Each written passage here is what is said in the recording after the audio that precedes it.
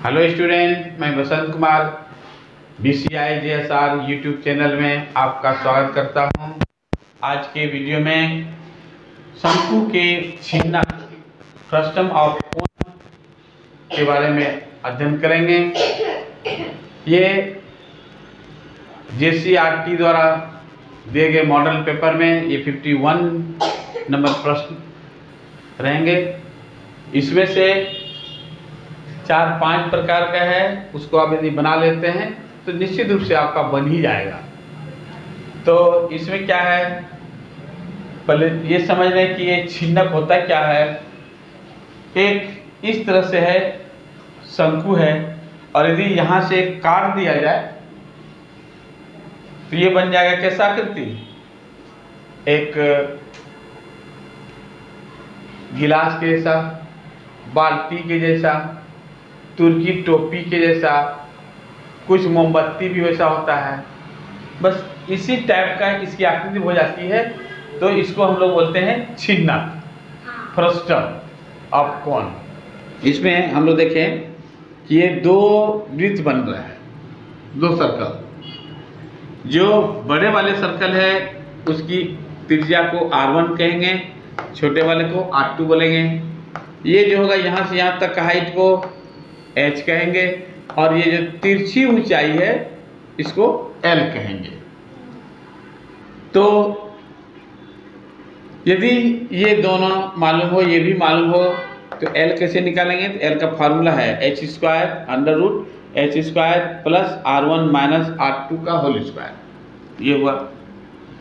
इसी प्रकार आगे इसमें 3 प्रकार के प्रश्न पूछेंगे, और इसमें जो होता है कोई एक ही आवे, कोई जरूरी नहीं है तीनों, लेकिन हम लोग यहाँ पढ़ लेंगे तीनों। तो शंकु के छिन्नक का आयतन 1/3 πh R1² + R2² + R1 R2। दूसरा है छिन्नक का वक्र पृष्ठीय क्षेत्रफल। वक्र पृष्ठीय क्या हुआ? ये वाला पोर्शन, इस तरह से जो टेढ़ा जो होता है, वक्र में टेढ़ा, इस तरह जो पोर्शन जो होगा उसको वक्र पृष्ठीय बोलते हैं। उसमें इसका क्षेत्रफल या नीचे का क्षेत्रफल नहीं आता है, टेढ़े वाले का क्षेत्रफल। तो यह है पाई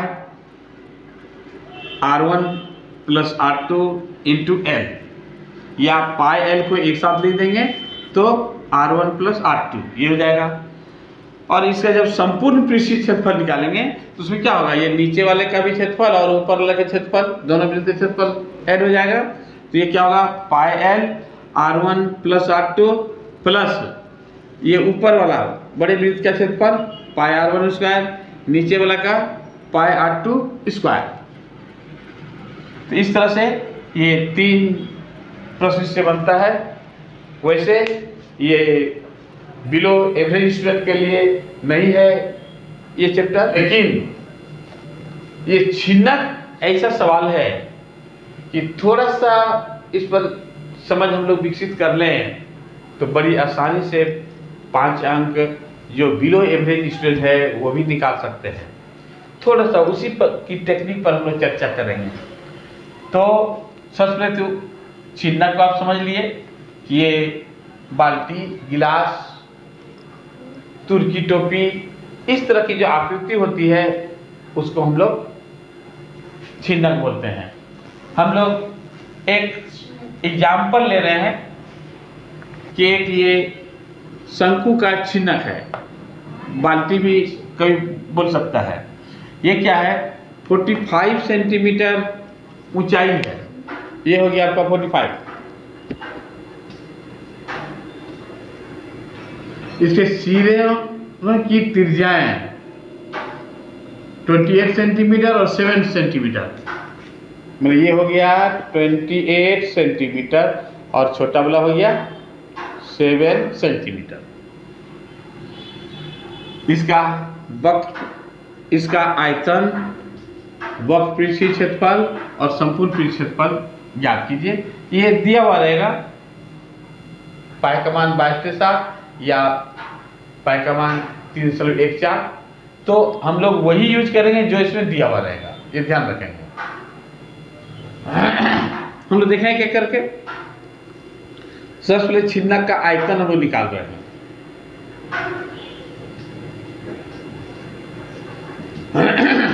ये वाला फार्मूला लिखेंगे 1/3 pi H R1 square plus R2 square plus R1 into R2।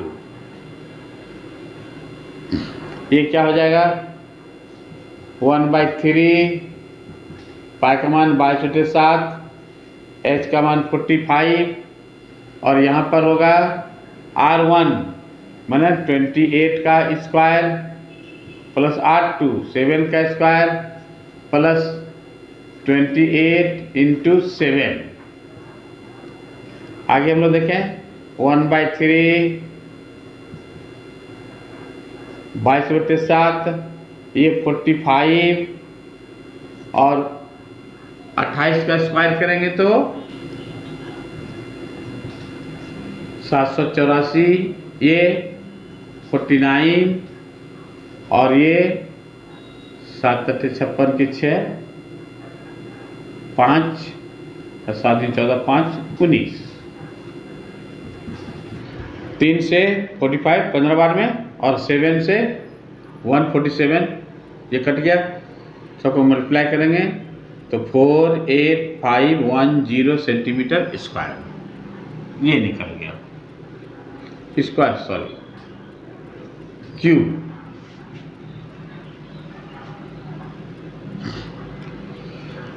दूसरा है छिन्नक का वक्रपृष्ठ क्षेत्रफल। तो pi L R1 plus R2, तो यहाँ इसके लिए पहले हमको L निकालना होगा। L निकालिए, L equal to √H square plus R1 minus R2 इसका होल स्क्वायर। ये क्या होगा H स्क्वायर मतलब 45 का स्क्वायर और R1 28 माइनस 7 का स्क्वायर 45 2025 प्लस 28 में 7 21 माने 2025 प्लस 441 516 426, ये 4 का 4 2 और इसको रूट निकालेंगे 49.65, इतना ये सेंटीमीटर बन रहा है। अब हम लोग निकालें छिन्नक का वक्रपृष्ठ, सेम फार्मूला क्या करेंगे पाई में 22/7, L अभी हम लोग निकाले 49.65 इंटू R1, तो R1 हो जाएगा 28 और प्लस 7 22/7 49.65 इंटू ये 35 और 7 से 5 बार इसको मल्टीप्लाई कर देंगे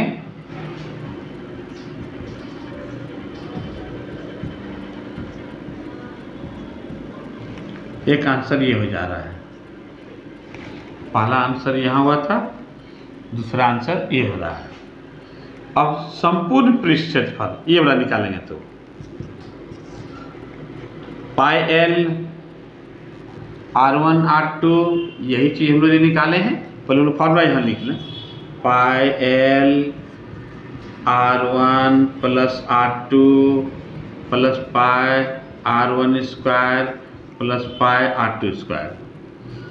pi L R1 plus R2 इसके बदले में ये पूरा 5461.5 प्लस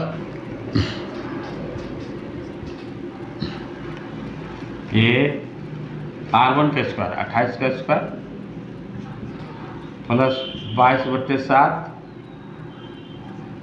7 का स्क्वायर यहाँ जो करती हूँ 5461.5 और ये 22/7 28 गुना 28 प्लस 22/7 7 × 7 7 से 7 चौक 28 ये 7 से 7 कट गया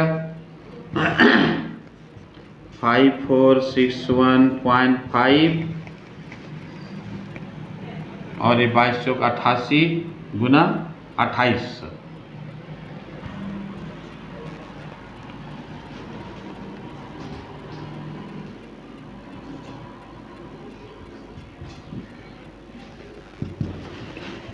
और इस सबको ऐड कर देंगे तो ऐड करने से मिलेगा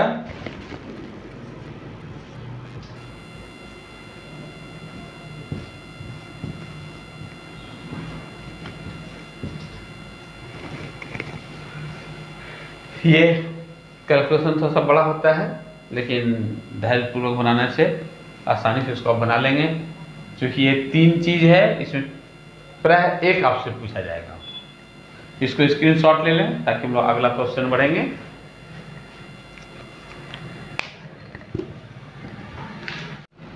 दूसरा प्रश्न है धातु की एक चादर है उससे बना ऊपर खुला एक बर्तन शंकु के एक छिन्नक के आकार का है जिसकी ऊंचाई 45 सेंटीमीटर है और निचले और ऊपरी सिरों की त्रिज्याएं 7 और 28 है। 7 निचली का क्रमशः हमने पहले निचले लिखे हैं 7 और ऊपर का 28 है और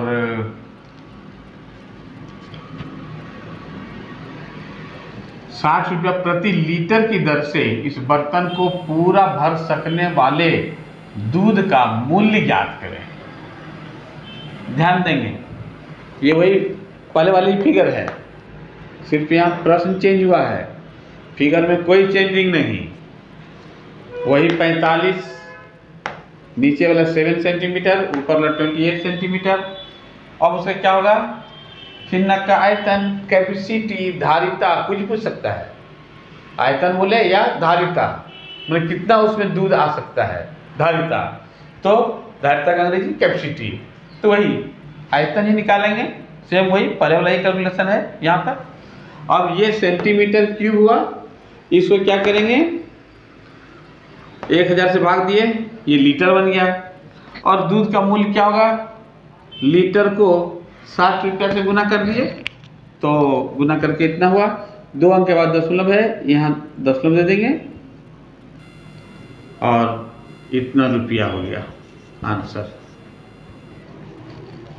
सेम सवाल को दूसरे ढंग से इस तरह से पूछा गया है तो आप आसानी से इसको बना लेंगे। एक इसको स्क्रीनशॉट ले लें फिर अगला हम लोग एक सवाल सॉल्व कर रहे हैं। अगला प्रश्न है धातु की एक चादर से बना और ऊपर से खुला एक बर्तन शंकु के एक छिन्नक के आकार का है जिसकी ऊंचाई 16 सेंटीमीटर निचले और ऊपरी सिरों की त्रिज्याएं क्रमशः 8 और 20 सेंटीमीटर है। 20 रुपया प्रति लीटर की दर से बर्तन को पूरा भरने वाले दूध का मूल्य ज्ञात करना है। सेम वही सवाल जो पहले था फिगर में थोड़ा सा खाली अंक चेंज कर रहे हैं। ये ऊंचाई जो है ऊंचाई h 16 R1 8 सेंटीमीटर और R2 20 सेंटीमीटर। यहाँ क्या क्या मिला R1 20 सेंटीमीटर R2 8 सेंटीमीटर और H 16 सेंटीमीटर है ये लिख लेंगे। अब बर्तन की धारिता मतलब आयतन कैपेसिटी क्या होगा 1/3 ये होगा 22/7 H यहीं पर है 16 R1 का स्क्वायर R1 का बना हुआ कि 20 का स्क्वायर प्लस R2 का स्क्वायर 8 का स्क्वायर और ये 20 इंटू 8 1/3 22/7 ये 16 20 का स्क्वायर 400, 8 8 64 और 20 अट्ठे 160। ये 1/3 22/7, ये 16 और यहाँ हम लोग 4 का 4, 6 6 12 के 2 हासिल 1 और 4 1 5 और 1 6, 6 24 है। और यहाँ हम लोग देखें, इसको सॉल्व करेंगे। 104496 इतना सेंटीमीटर क्यूब। अब ध्यान देंगे, इसको क्या करेंगे लीटर में। 104496.92 बाय 1000, ये क्या होगा 10449692। 3 जीरो है तो यहाँ से 1 2 3 अंक के बाद दशमलव दे देंगे, इतना हो गया लीटर।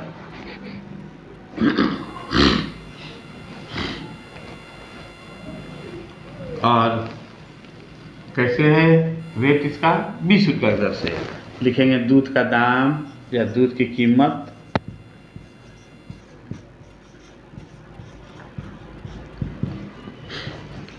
1004 मैंने 104 लीटर है, बाकी इधर ml में है। 49 इसका मान यहाँ 7 रख लेंगे इंटू 20, ये है 20 रुपये प्रति लीटर दर से। गुना कर लीजिए इसको। 7 दूनी 14 4 1, 9 दूनी 18 1, 19 की 9 हासिल 1, 4 दूनी 8 1 9 और ये हो जाएगा 802। और यहाँ 3 अंक के बाद दशमलव है, 3 अंक के बाद यहाँ दशमलव दे देंगे।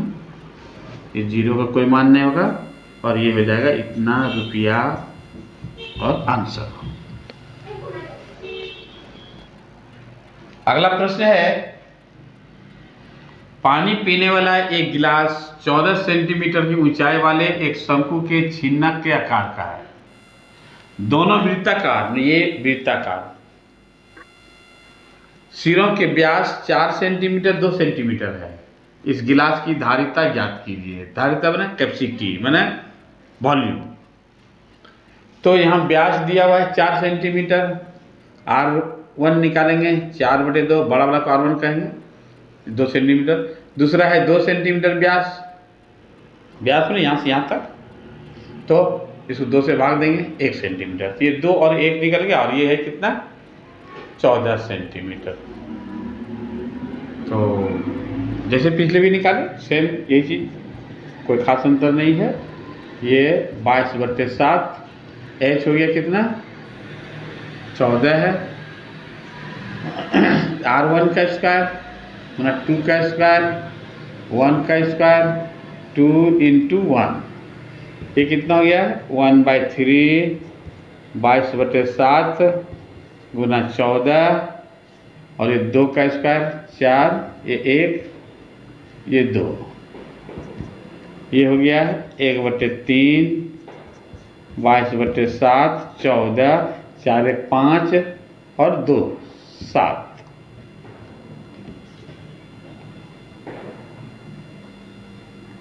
ये 7 से 7 कट गया। अब क्या होगा, इसको गुना करेंगे और उसको 3 से भाग देंगे। 14 दूनी 28 के 8 हासिल 2, 14 दूनी 28 2 30 बटे 3, 3 1 3 0, 3 दूनी 6 बच गया 2/3 माना 6 सेंटीमीटर। तो 6 बार बार होगा इसलिए अंतिम में हम लोग 7 कर देंगे, इतना सेंटीमीटर क्यूब। और ये हो गया आंसर। लीटर में आएंगे तो इसको 1000 से भाग दे देंगे, यही इसका आंसर हो गया। इसको स्क्रीनशॉट ले लें और एक अंतिम सवाल और इस तरह से सॉल्व कर देते हैं।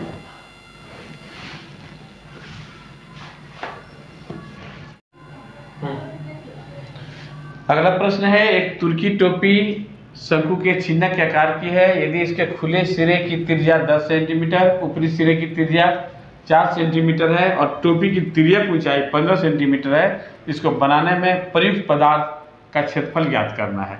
ये जो भी चीज़ से, कपड़ा से या ऊन से बना हो तो उसका क्षेत्रफल ज्ञात करने में कितना कपड़ा लगेगा इसको बनाने में। ये तुर्की टोपी, तुर्की एक देश है, वहाँ के लोग पहनते हैं। इस तरह से बनावट होता है, ऐसे तो बाहर निकला रहता है, तो ऊपर बंद रहेगा, नीचे खुला रहता है।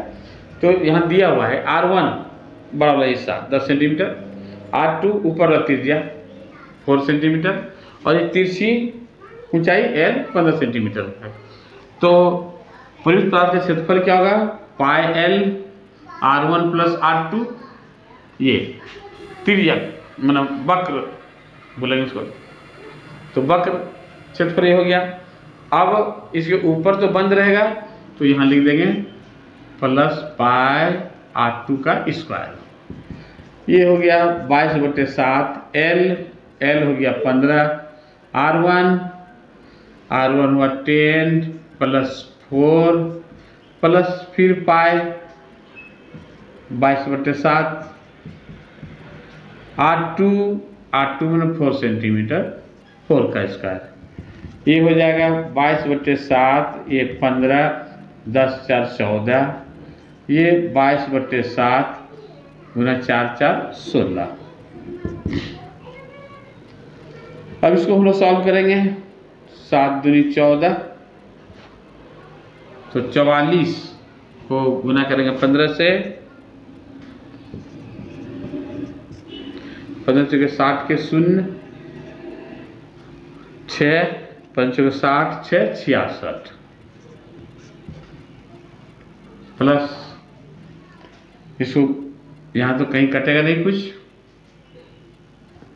तो छोड़ देना। 32 के 2 हासिल 3 और 32 और 3 35/7। ये 660, 7 5 35, 0 2 पर 0, तो 7 दूनी 14, 6 0 60, तो 7 8 56,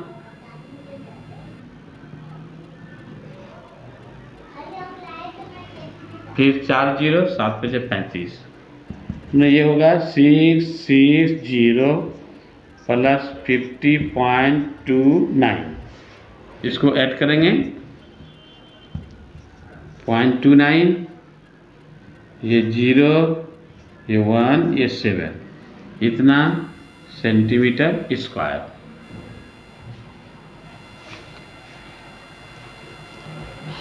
और एक इसके बाद सवाल बचता है जिसमें कि परिधि दिया हुआ रहेगा। अंतिम सवाल इस चैप्टर का है, परिधि दिया हुआ रहेगा। तो परिधि 2πr दिया हुआ रहे तो r हम लोग आसानी से निकाल लेंगे, परिधि बाय 2π, और उससे भी जैसे r निकलेगा तो उसको भी आप लोग सॉल्व कर लेंगे। इतना बनाने के बाद मेरे ख्याल से इस चैप्टर से कुछ नहीं छूटना चाहिए। जो इस वीडियो को पहली बार देख रहे हैं या अभी तक सब्सक्राइब नहीं किए हैं, उसे सब्सक्राइब करें। ये चूँकि बहुत आपके काम की चीज़ है, अपने फ्रेंड्स से शेयर करें, इसे लाइक करें। और मेरी शुभकामना है कि आपके एग्ज़ाम में इन्हीं पांचों में से एक हो सकता है कि डिजिट चेंज हो, लेकिन इसी तरह का सवाल रहेंगे। ये पांचों को आप तैयारी कर लेते हैं, इसको बार बार प्रैक्टिस करते हैं, तो आसानी से आप इसको एग्ज़ाम में सॉल्व कर लेंगे और 5 का 5 नंबर आपका इस चैप्टर से हो जाएगा। मेरी शुभकामनाएं हैं। All the best.